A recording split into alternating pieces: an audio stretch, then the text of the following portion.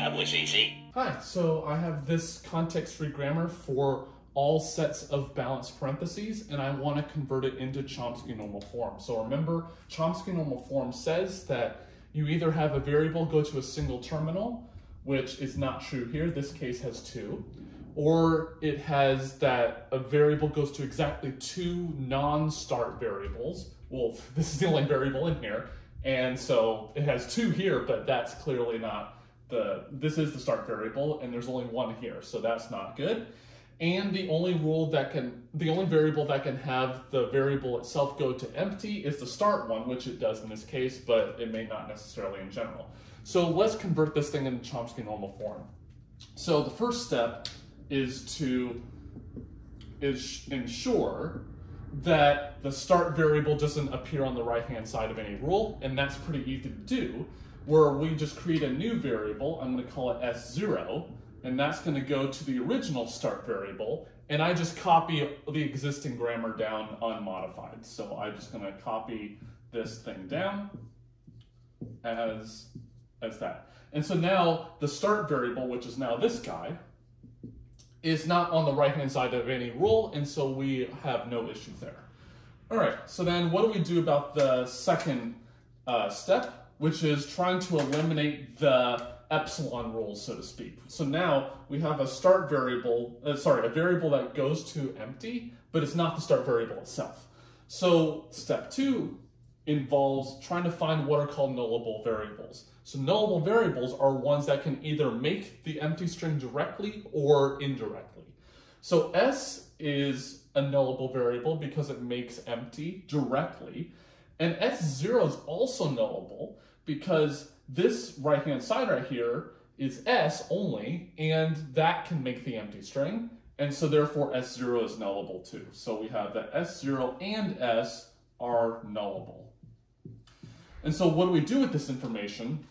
Well, we substitute every single occurrence that could possibly occur of a nullable variable with that variable not being there with a new rule. So what in the world do I mean? So here we have a nullable variable on the inside here.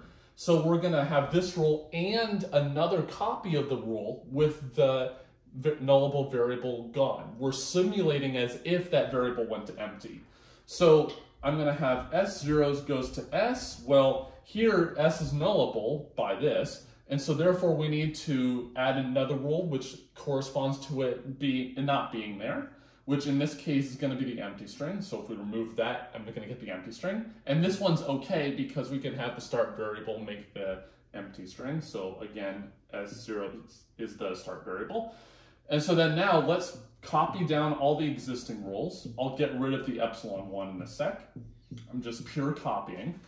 So then now what I'm going to do is I'm going to look at each one of these and make another copy of it as if that variable S went away. So this one, this variable S, if it went away, I'm just going to get the left parenthesis and then the right parenthesis. So I'm going to add another rule of that form.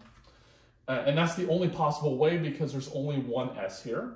This one has no nullable variables in it, so I do nothing to it. This one has 2 nullable variables, so I'm going to simulate both possible ways of breaking it up. Well, here either the first S can go away or the second S can go away or both. So it's either I'm going to get S, but since they're the same variable, it doesn't really matter. And if both of them went away, I'm going to get the empty string, which I already have.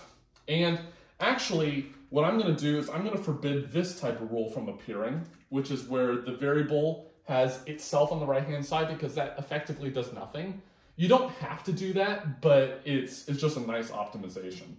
So then now I'm going to get rid of that epsilon rule because it's been simulated by all the other rules. All right, so then now the only rule that has epsilon in it potentially is the start variable going to it, and it's pretty obviously there. And we have all possible ways of having a nullable variable going away. All right, so then now one of the main issues is that we need to have exactly 2 variables on the right-hand side of any rule if there are variables. And so we have this one right here, and actually this one right here, where we have the variable appearing once, and we'll be able to handle that. But the step 3 right here is going to correspond to removing what are called unit rules. So we're going to try to remove unit rules here. So the unit rules are this one right here, and that's it. So whenever you have a unit rule, you take all the other rules and essentially you just copy and paste them up.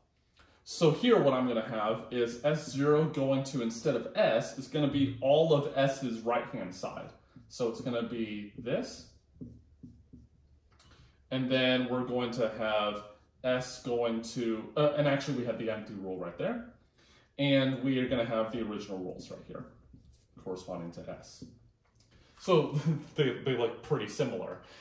And it's actually quite similar to the original grammar. But the thing is that we're going to try to... all right, so now we have a grammar without unit rules.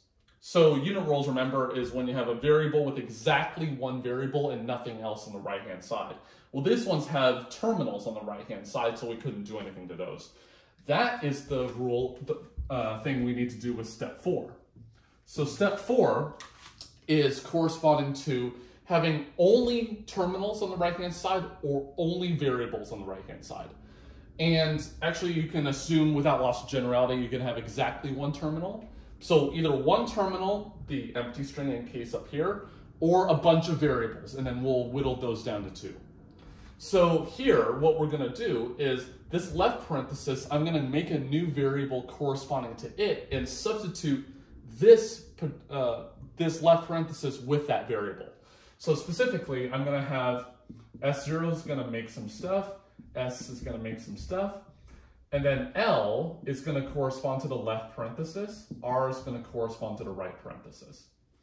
And then now what I'm going to do is, in each of the occurrences, although I have to be careful, to put L and R in the appropriate places. So here what I'm going to have is LSR, so LSR, or this double S, or LR, or empty.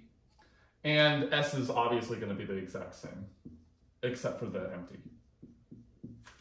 All right, so then now we effectively have a grammar that has only the empty rule with the start variable, or only variables, or only a single terminal. And I said to be careful because I theoretically could replace these with L's, but that would be totally useless.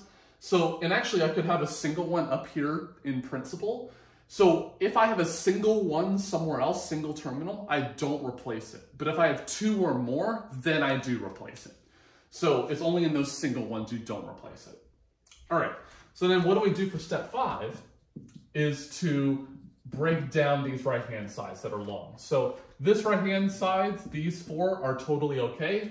These ones are okay. It's just these LSRs that are not okay. And the trick here is to have a variable, a new variable, make the first 2 variables in here, and then paste that variable in. So what I'm going to do here is I'm going to have S0 is going to make some stuff, S is going to make some stuff, L is still going to make the left, R is still going to make the right, and I'm going to have a new variable called X, I'm only going to need to make one here, which is going to be LS. And then in the S0 rules, and actually in S's rules too, is I'm going to have XR, where X is replacing the LS from upstairs. So SS or LR or empty, XR or SS or LR. And we have to justify whether these all work. Well, this one doesn't change the language of the grammar because any derivation I can make up there, I can make down here by putting S0 goes to S on the front of it and then just do whatever the original one did. This one works because if we employ the use of a nullable rule, if we employ the use of a variable that goes to empty, we simulated it with additional rules, so there's a choice as to which rules to apply, and vice versa happens to also work too. For unit rules, we had to do something kind of similar, but so if we had to use a unit rule, we simulated it with additional rules, and that were not unit rules. The one up here is, if we employ the use of this rule right here, this is effectively just going to make the terminals that were there originally, so that doesn't change anything.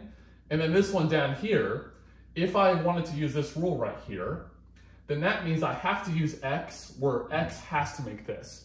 And so therefore I'm simulating the original rule with additional rules. All right, so that is a quick transformation of this grammar into Chomsky normal form. Hopefully that was interesting. Leave thoughts about context-free grammars in Chomsky normal form into the comments down below. As always, please like the video and subscribe to the channel. It really helps us out. There are many other links in the video description if you want to support the channel further. And as always, thanks for watching, and I'll see you next time.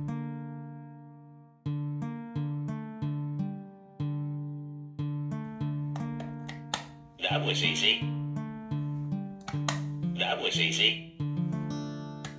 That was easy.